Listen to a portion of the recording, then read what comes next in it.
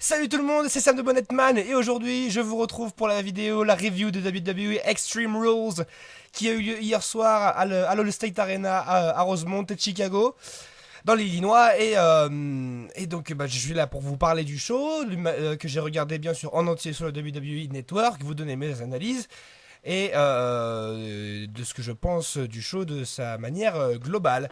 Vous voyez certainement, je suis dans un lieu un petit peu particulier, c'est-à-dire que je suis sous le Velux de la salle où je répète, et le bruit que vous entendez peut-être en bruit de fond quand je me tais, c'est le bruit de la pluie qui tombe sur le Velux au-dessus de moi, donc c'est vrai que c'est un lieu assez bizarre, surtout que là je suis debout, c'est la première fois que je fais une vidéo debout, mais bon, je trouve que la lumière est plutôt sympa, donc on s'est dit pourquoi pas.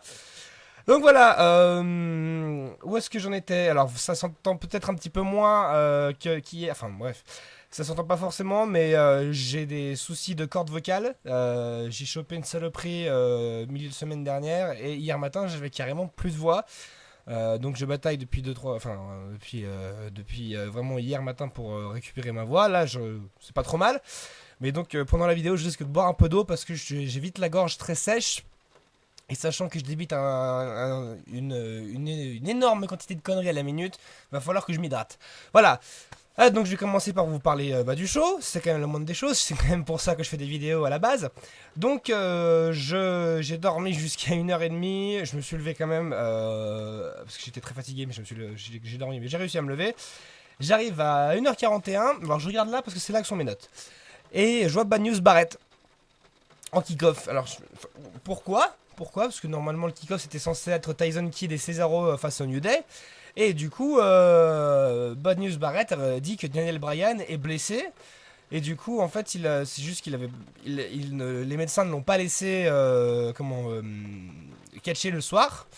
Et en fait, Bad News Barrett a simplement dit pour l'histoire de la promo, enfin, que c'était juste parce qu'il voulait, parce qu'il avait peur de perdre son titre face à Bad News Barrett. Et donc euh, du coup voilà, mais à ce moment-là je savais pas plus que ça et il s'est avéré plus tard que c'était la vérité. En fait, Daniel Bryan a été blessé et les médecins ne l'ont pas laissé catcher ce soir-là, ce qui est assez dommage parce que pour le show ça aurait été une bonne chose d'avoir Daniel Bryan quand même pour lancer un petit peu le truc et puis pour l'accroche globale avec les gens.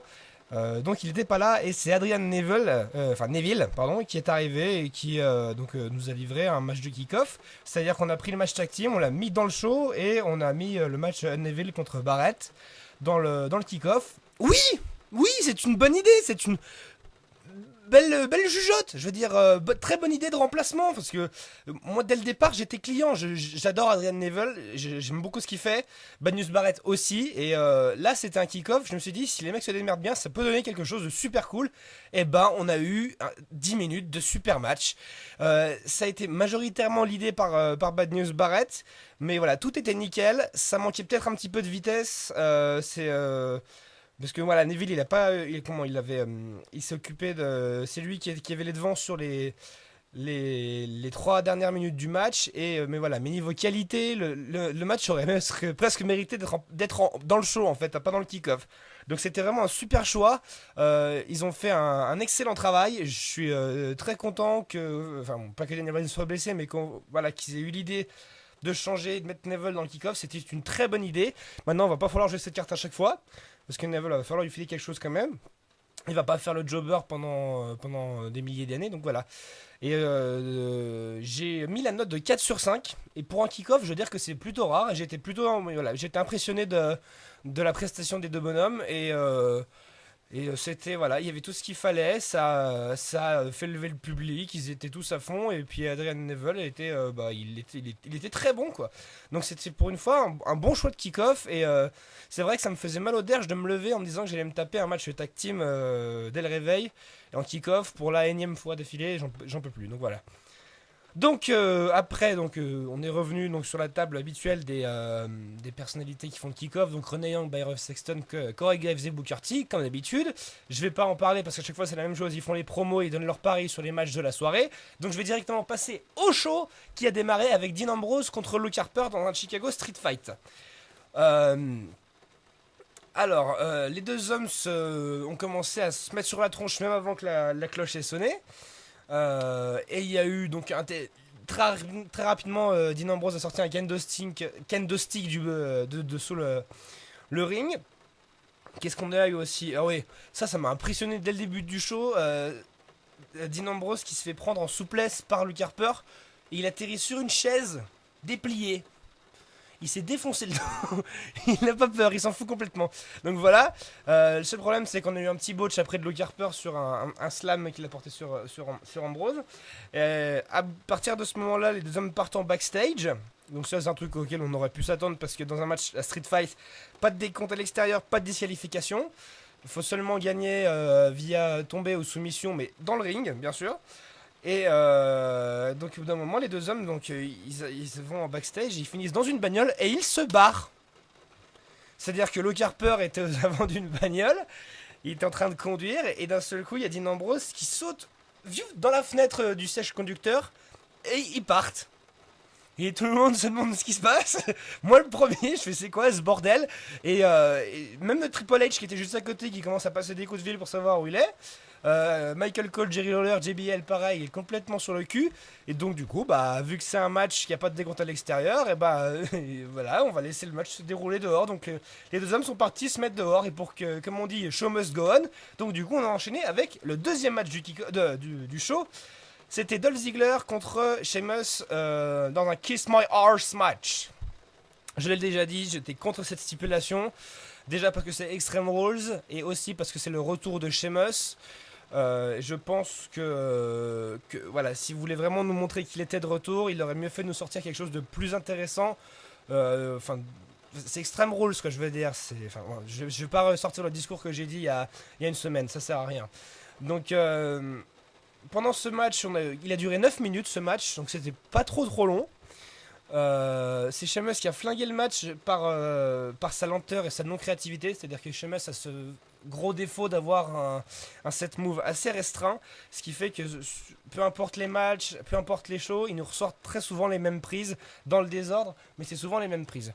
Donc c'est un... Et puis voilà, il est assez robuste et il est pas très rapide, donc du coup c'est un petit peu chiant. Donc c'est lui qui lead 80% du match. Donc c'est un peu ennuyant. Et puis d'un seul coup, Dolph Ziggler, il se fait prendre en souplesse, il est en l'air, et contre Schoolboy, tombé 1, 2, 3, victoire de Dolph Ziggler, comme ça, sorti de nulle part. Alors, ça a l'air de surprendre un peu tout le monde, même les catcheurs, mais vraiment, hein, parce que bon, il y a des fois, il y a des victoires à l'arraché comme ça qui sont scénarisées, mais là, on avait vraiment l'impression que les mecs n'avaient pas prévu ça, et voilà, donc...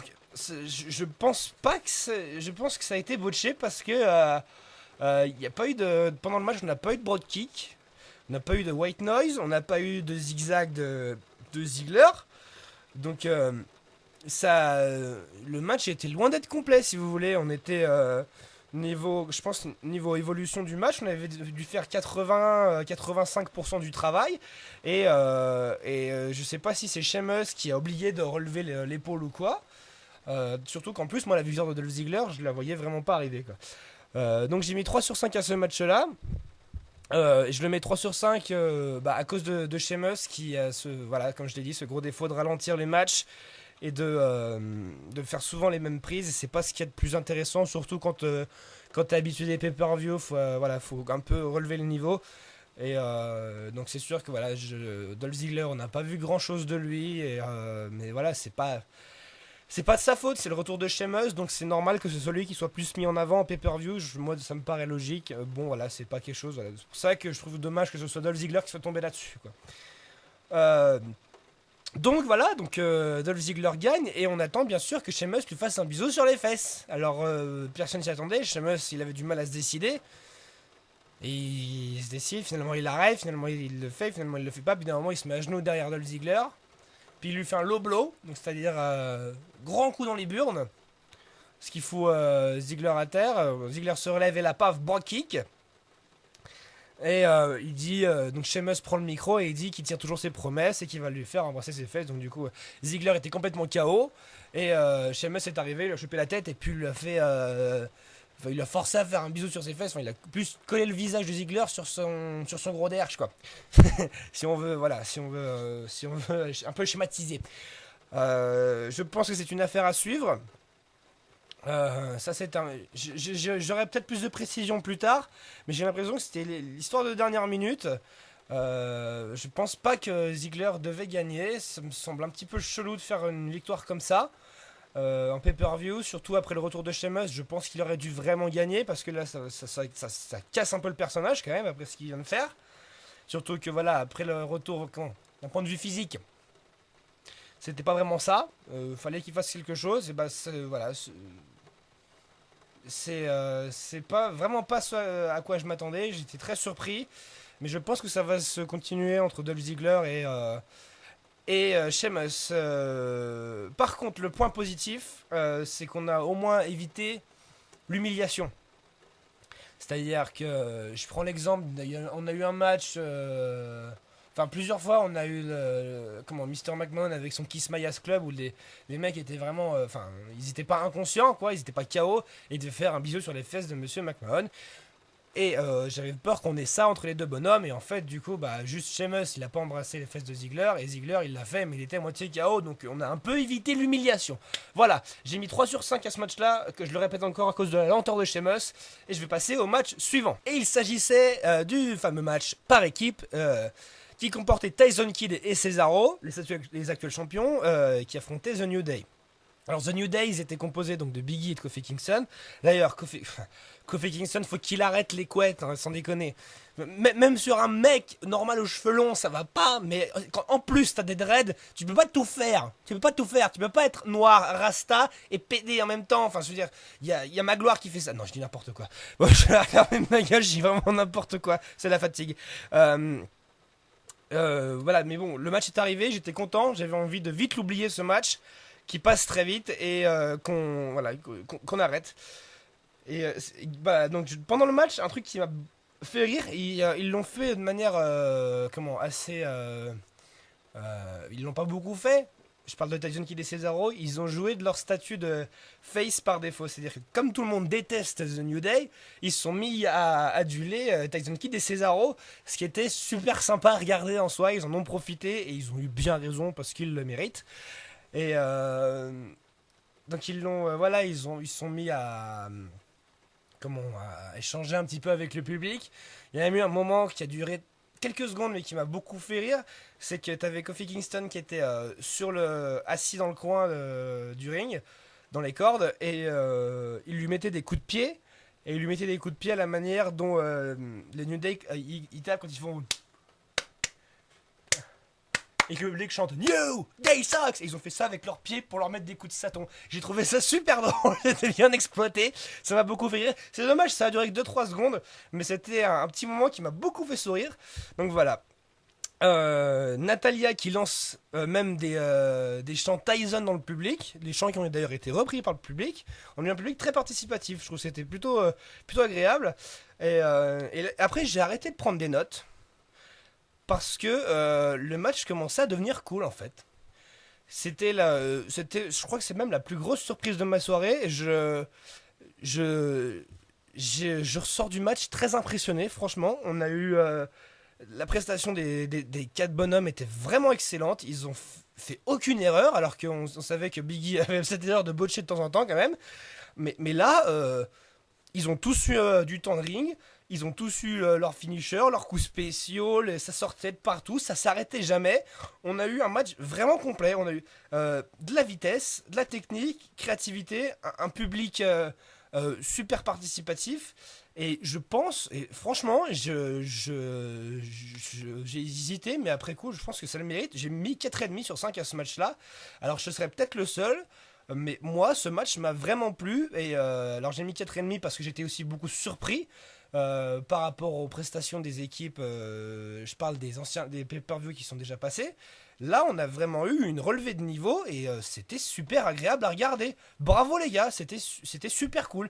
Un match tag team qui a duré voilà 10 minutes et 10 minutes non-stop, l'action s'arrêtait pas et on n'avait pas le temps de respirer et c'était super cool et j'étais vraiment content. Donc ah oui, quand même que je vous l'explique.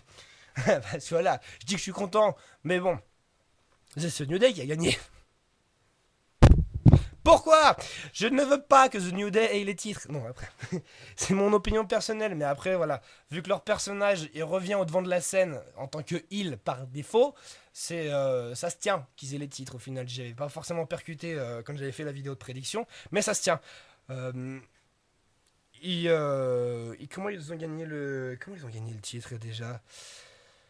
Schoolboy. Non, enfin c'est Kofi Kingston qui a fait un roll-up. Il y a eu un enchaînement entre Kofi Kingston qui sort, non Biggie qui sort Tyson Kidd du ring, Cesaro qui sort Biggie et puis à la fin c'est Kofi Kingston qui vient pour faire le tomber sur Cesaro et c'est comme ça qu'il gagne. Mais voilà, on a vraiment tout eu. C'était un super match et je vous invite à le revoir d'ailleurs. Si vous voulez voir un bon match tag team, vous pouvez le prendre en exemple. C'était vraiment quelque chose de super intéressant. Après ça, on a eu droit à une petite interview backstage entre Renee Young et justement The New Day tout fraîchement champions. Et à ce moment-là, Dean Ambrose et Luke Harper qui redébarquent en bagnole. Et donc du coup, il y a même Dean Ambrose qui grimpe sur la bagnole et qui saute sur tout le monde, enfin, un bordel. Ils reviennent sur le ring, ils sortent des milliards de chaises du bord du ring, ils la mettent sur le ring, ils commencent à s'envoyer des coups de chaise, à se faire slammer dessus. Et ça part dans tous les sens. On a même des chants ECW pour ECW. Et puis au d'un moment, donc c'est Dean Ambrose qui sort son Dirty Deeds sur une chaise. Et 1, 2, 3, et victoire de Dean Ambrose. Et donc voilà, c'est un match qui a duré pour le coup 55 minutes. Donc voilà, c'était. Je trouve qu'une stipulation exploitée comme ça de manière totalement innovante, c'est génial. J'étais vraiment client. Alors après, c'est sûr que ça peut embrouiller, on peut un peu se mélanger les pinceaux, mais je trouve que voilà, Dean Ambrose a cette tendance à pousser les murs fixés par les règles de la WWE et des matchs et des stipulations. Et je trouve que ça c'était vraiment cool, quoi. Sans déconner, c'est la première fois qu'on a ça. Bon, on a déjà eu un match qui a fini pareil en course poursuite avec une bordel comme ça, mais là on a eu 10 minutes de match enfin sur le ring. Ils se sont barrés et il s'est passé presque une heure, trois quarts d'heure. Et ils sont revenus 5 minutes de match et ça s'est fini comme ça. Alors bon, j'ai mis 3,5 sur 5. Je regarde juste vite fait mes notes. J'ai mis 3,5, pas plus, parce que bon, voilà, le match il n'était pas énormissime non plus. Techniquement, ils ont fait ce qu'ils avaient à faire. Mais après, bon, c'est vrai que c'est à double tranchant cette idée de couper un match en deux comme ça. Justement, parce que ça le coupe en deux. Donc du coup, tu sais plus donner de la tête, mais après voilà, il y avait ce côté créatif, mais moi je prends ce côté technique. Je m'attendais à peut-être un petit peu plus des deux bonhommes. C'est Dean Ambrose qui a gagné, donc ce qui veut dire que je pense que maintenant Luke Harper il va partir sur autre chose. Dean Ambrose pareil, et c'est pas plus mal. Et comme ça, on va pouvoir voilà passer sur autre chose. Et c'est pas voilà, c'est cool, voilà, c'est cool, voilà, c'est cool. Après, on a eu droit à une petite vidéo promotionnelle pour WWE Payback, donc le prochain pay-per-view qui aura lieu le 17 mai. J'ai oublié où, mais je regarderai le show bien sûr et je vous ferai vidéo de prédiction et de review comme d'habitude. Voilà. Le match qui a suivi, c'était John Cena contre Rusev dans un match à chaîne russe. Alors, en ce qui concerne les règles, je vous avais dit que je vous en dirai plus aujourd'hui, c'est ce que je vais faire. C'était une des règles que j'avais pensé, en fait, c'est un dérivé d'un strap match. C'est-à-dire que les deux hommes sont attachés, donc, enfin, là, dans le cas présent du match Rusev Chain, John Cena et Rusev étaient tous les deux attachés par une chaîne. Une chaîne qui devait faire 2,50 m de long à peu près. Et le but du jeu, c'était que les deux hommes devaient toucher d'affilée les quatre coins du ring. Une fois que la personne a touché une fois que quelqu'un a touché les quatre coins, cette personne sort vainqueur. Cette personne sort vainqueur. Voilà, je vais y arriver. Il n'y avait pas de disqualification, pas de décompte à l'extérieur, pas de tombée bien sûr, pas de soumission, donc on pouvait uniquement gagner en tapant les quatre coins d'affilée sans qu'il y ait quelqu'un d'autre qui se commence à taper les coins. Donc voilà. Même si c'est quelque chose qui est rare, je trouve que c'est pas ce qu'il y a de mieux, surtout en termes de manière de gagner. On a eu droit à des matchs entre John Cena et Rusev qui étaient quand même beaucoup plus physiques que ça. C'est la troisième confrontation. Surtout que c'est Extreme Rules, quoi. Même s'il y avait une chaîne, elle n'a pas été beaucoup utilisée pendant le match. On aurait pu avoir un petit peu mieux et une autre stipulation, ça aurait pu être sympa. Genre Russian Cage, j'en sais rien. Une cage russe, une connerie comme ça, j'en sais rien. Un match goulag, allez, la blague. Ça descend un petit peu, voilà, le niveau des précédentes confrontations. Et donc c'était voilà, c'est le truc que je peux reprocher à ce match-là. Le match a démarré.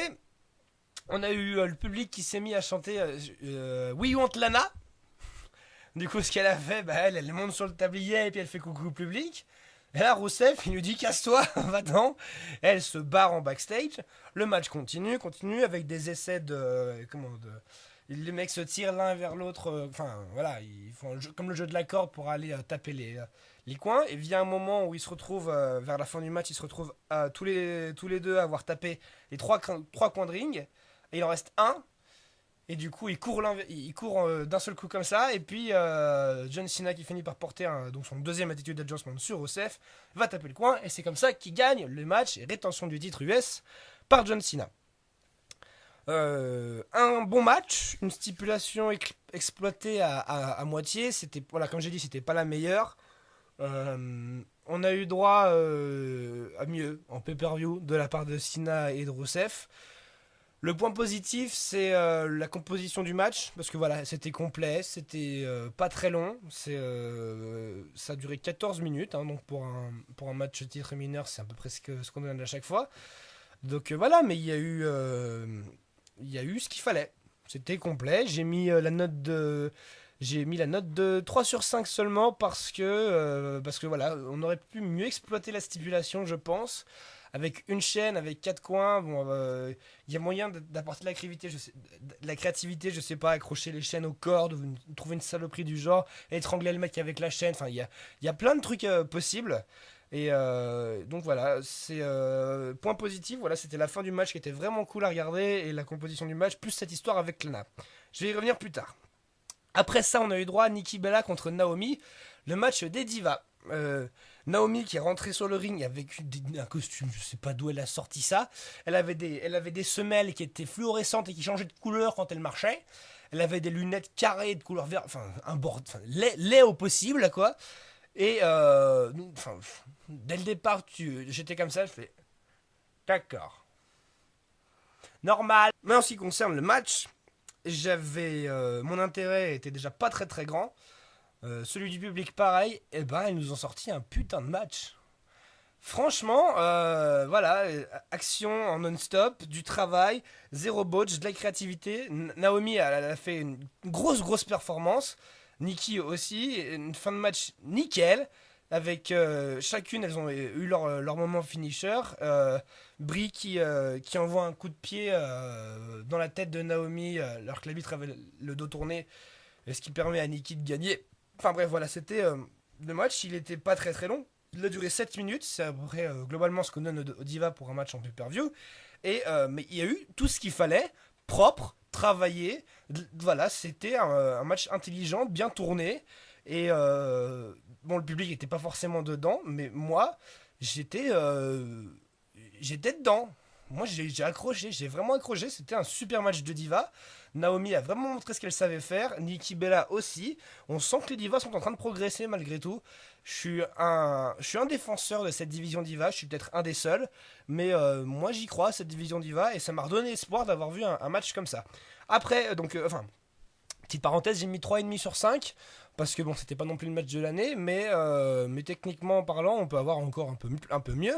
Ça méritait peut-être 4, mais je me limite à 3,5 sur 5. On va dire que c'est encourageant, quoi. Voilà. Après ça, on a un petit passage backstage où Lana, elle se fait littéralement engueuler par Rusev. Il lui demande de partir et la caméra qui la suit, elle rentre dans un bureau qui s'avère être le bureau de l'autorité. Donc voilà, donc en fait le mystère va s'éclaircir pendant la soirée. Pendant ce moment-là, on a le match suivant qui arrive, le Last Man Standing entre Roman Reigns et le Big Show. Le Big Show qui domine les premières minutes et puis c'est Roman Reigns qui revient. Enfin, on a eu un DDT sur une chaise, mais il y a eu, voilà, en tout il y a eu 6 ou 7 tables de sortie, des chaises, un kendo stick, enfin, mais plein de trucs. Ça partait vraiment dans tous les sens. Et bon, c'est Big Show qui a quand même dirigé la grande partie du match. Voilà, ce qu'on voulait mettre en avant, c'est le fait que Roman Reigns n'abandonnait jamais et qui se relevait à chaque fois. Seul truc chiant, c'est qu'en fait, le match est gagné donc quand l'adversaire reste au sol pendant 10 secondes avec les deux épaules au sol. Enfin, l'arbitre arrête de compter si l'adversaire il a les deux pieds posés. Enfin, voilà, il est debout quoi, ou au moins accroupi. Et du coup, on a eu ça énormément de fois, ce qui fait que le temps que l'arbitre compte, ça casse le rythme du match. C'est le seul truc qu'on peut reprocher. Après voilà, ça partait vraiment dans tous les sens. Roman Reigns s'est fait chokeslammer sur deux tables. Après ça, il y a eu Big Show qui s'est fait prendre en spear à travers la barricade pour accéder dans le coin où il y a la cloche et les arbitres. Après, il s'est même fait prendre en spear. Ils étaient tous les deux sur la table des commentateurs américains. Et puis, pouf, Spear, il atterrit sur la table, enfin à travers la table des commentateurs espagnols. Roman Reigns se relève, il fait quoi? Il prend la table des commentateurs américains, il la soulève et il la renverse sur le Big Show. Il reste collé au sol. 1, 2, 3, 4, 5, 6, 7, 8, 10 et victoire de Roman Reigns. Qu'est-ce que je peux dire sur ce match-là? Eh bah, c'était bien. Roman Reigns, c'était ce qu'il fallait qu'il fasse. Il fallait qu'il redore son image, sans trop en faire, et bah c'est exactement ce qu'il a fait. Bravo Roman Reigns, j'étais voilà, content, c'était un match complet, il y a eu des idées, un vrai match d'Extreme Rules là, enfin j'étais content. 4 sur 5 pour ce match-là, et voilà, je pouvais être voilà, que content, surtout après la prestation que Roman Reigns avait fait à WrestleMania face à Brock Lesnar. Là, face au Big Show, c'était vraiment cool. Je vous invite à revoir ce match-là parce que voilà, j'ai vraiment détaillé le match d'ailleurs sur mes notes, mais je vais pas le faire parce que c'est long comme un carême. Mais voilà, il y a quand même eu beaucoup de trucs. Le match a duré 21 minutes, donc ça a été assez long. Mais voilà, avec des chaises, avec des tables, avec des kendo sticks, enfin, tables des commentateurs, la totale. Un vrai bordel, mais dans le sens positif. Donc maintenant c'est fait, je sais pas si Roman Reigns Big Show ça va se continuer, je ne vois pas la raison de ce que ça continue. Donc voilà, on verra ensuite, il y aura un peu plus de réponses je pense ce soir à Raw. Je vais passer donc au main event.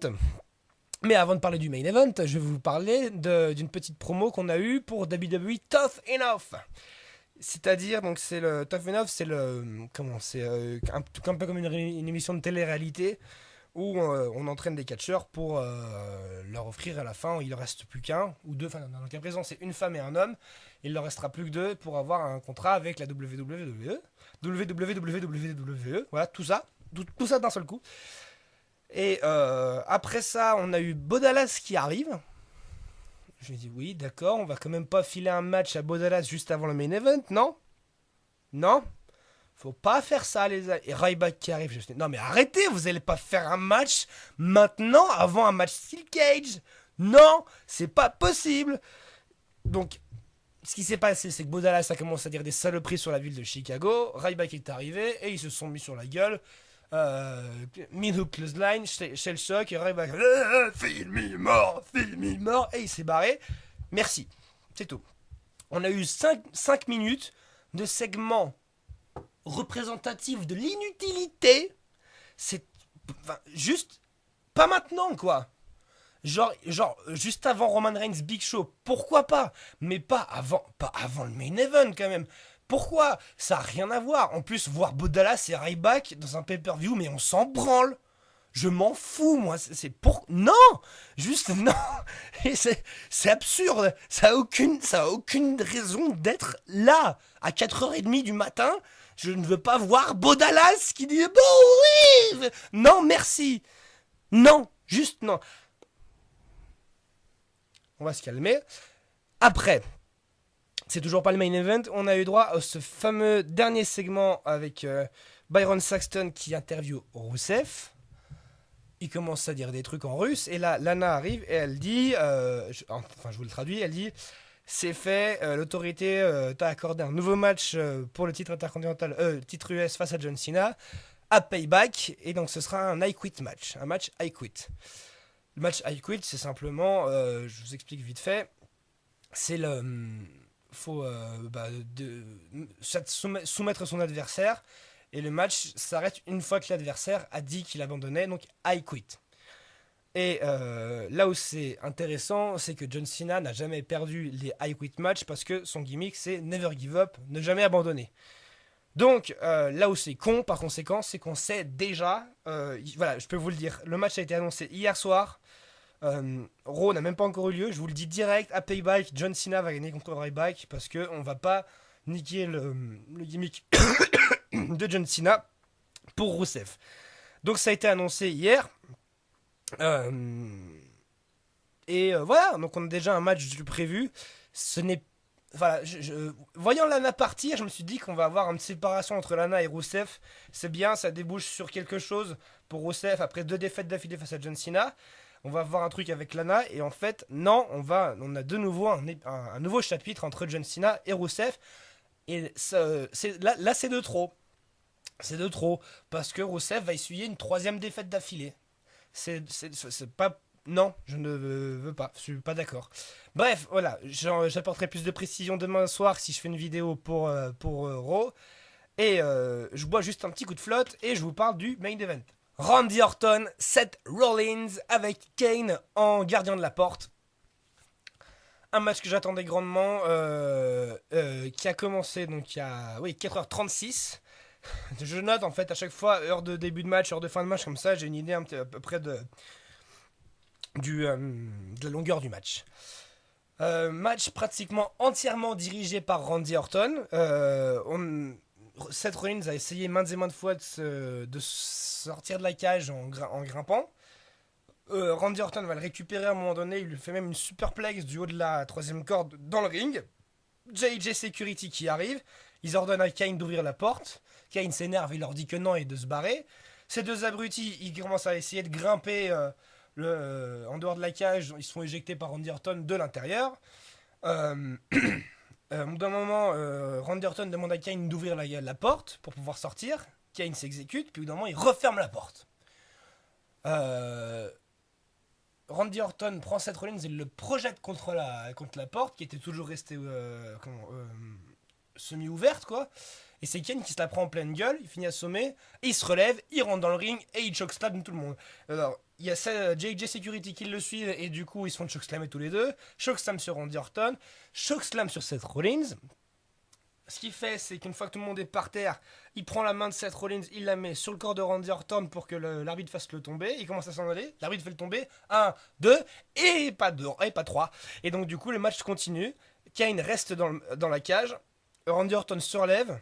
Et il avait le RKO qui était interdit. Il n'avait pas le droit d'utiliser le RKO sur Seth Rollins. Mais ce qu'il a fait, c'est qu'il l'a utilisé sur Kane. RKO sur Kane. Kane qui se retrouve par terre.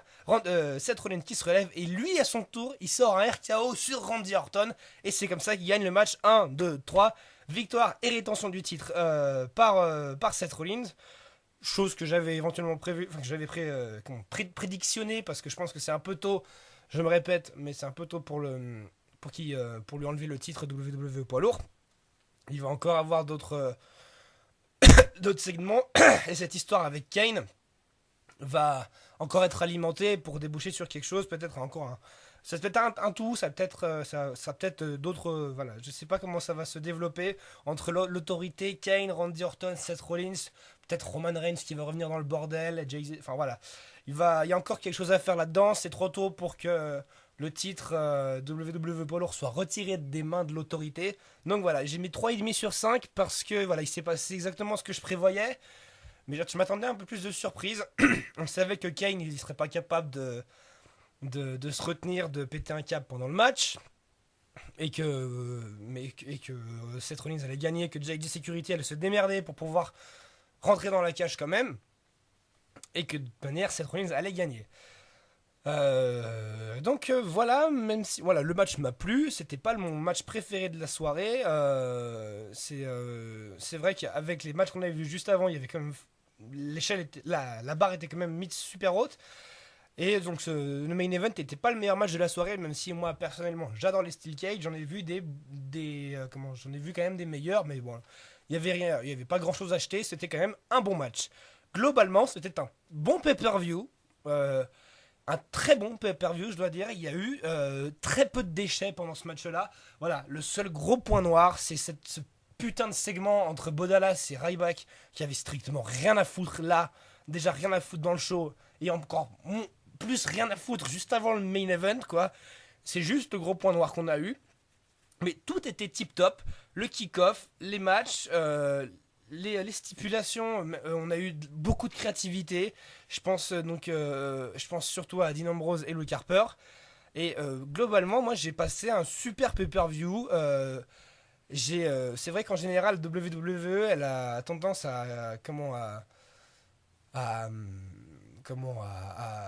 être un petit peu moins tatillonne et plus relax quant à la programmation, à l'exécution des matchs après WrestleMania. Et bah là, ça, une fois n'est pas coutume, on a eu un super Extreme Rules. Et je vous invite à revoir le show vraiment parce que ça valait vraiment le coup de se. Moi en tout cas, j'étais très content de m'être levé pour avoir regardé ça. Et chose que je fais à chaque fois, c'est que là, je suis sur la page Facebook de la WWE. Ils font un sondage pour savoir ce que les gens ont pensé du show. Ceux qui ont aimé Extreme Rules, ils sont 2800, presque 2900. Et ceux qui n'ont pas aimé le show, ils sont 6600. Et je suis donc en minorité, c'est-à-dire qu'il y a très peu de gens qui ont... Enfin, il y a une personne sur quatre à peu près qui a aimé le show. Et 3 personnes sur 4 qui ne l'ont pas aimé. Franchement, je me demande pourquoi. Si vous aussi vous êtes fait un avis, n'hésitez pas à le partager. Moi j'aimerais savoir parce que moi c'est vraiment pour moi c'est un des meilleurs pay-per-view de l'année. Bon, je sais qu'il y en a eu que 4, mais là j'ai vraiment apprécié le show. En général, Extreme Rules ça a pas grand intérêt à part les stipulations, mais là j'ai vraiment eu un bon pay-per-view. Et donc voilà, j'ai hâte de voir ce qui va en ressortir à Raw ce soir. S'il y a vraiment quelque chose, je vous ferai une vidéo. S'il n'y a pas grand chose, je ferai un petit statut sur la page Facebook que je vous rappelle, je la mets dans la description en dessous. Et puis donc voilà, moi j'ai terminé avec Extreme Rules, donc je vous retrouve demain soir pour une autre vidéo. Je vous laisse avec ma chanson de la journée, c'est Boxing Day de Blink-182. Et je vous dis à tout bientôt. Salut les amis, prenez soin de vous et à ciao ciao ciao.